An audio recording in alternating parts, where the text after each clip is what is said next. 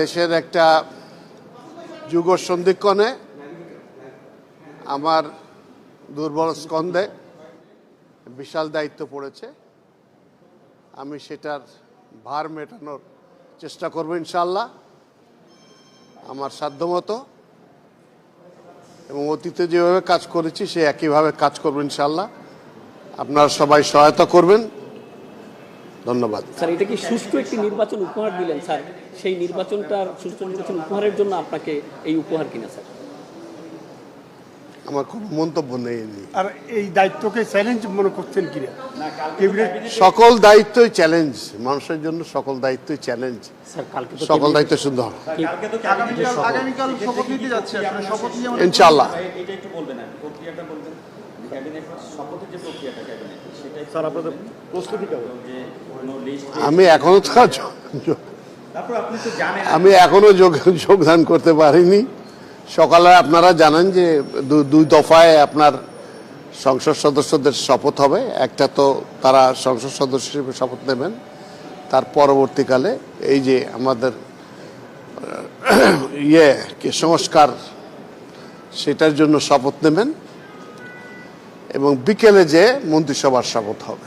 তো সেটারই ব্যবস্থা করার জন্য আমরা এই মুহূর্তে উঠে পড়ে লেগে আছি ক্যাবিনেট ডিভিশন।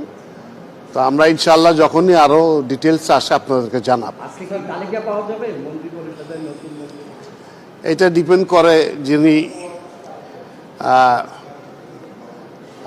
ইনকামিং প্রধানমন্ত্রী হবেন তার সিদ্ধান্তের উপর। আমাদের সেই প্রিপারেশনের জন্য আমরা আসছি, এখন করেনি, আমরা যোগাযোগ স্থাপন করব। তারপরে যখন বলা হবে তখন নামগুলো সবাই জানতে পারবেন ইনশাআল্লাহ।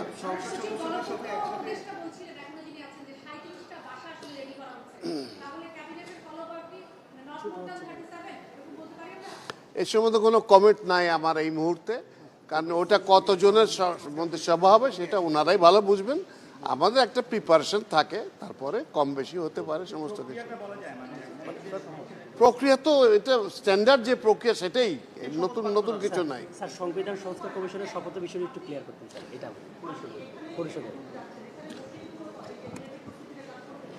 জি জি জি জি জি জি জি আজকে ছেড়ে দেন এই মুহূর্তে তালিকাটা পাওয়ার পরে সংবিধান সংস্কার পরিষদের শপথ ইনশাআল্লাহ তালিকা পাওয়ার পরে তাদের জন্য যে অন্যান্য সাপোর্ট লাগে, একজন মন্ত্রী মহোদয় আসেন, তার জন্য একজন গাড়ি লাগে, একজন দেহরক্ষী থাকেন, তার বাসস্থান কোথায় হবে সেগুলোর ব্যবস্থা করতে হয়, এবং তার সুরক্ষার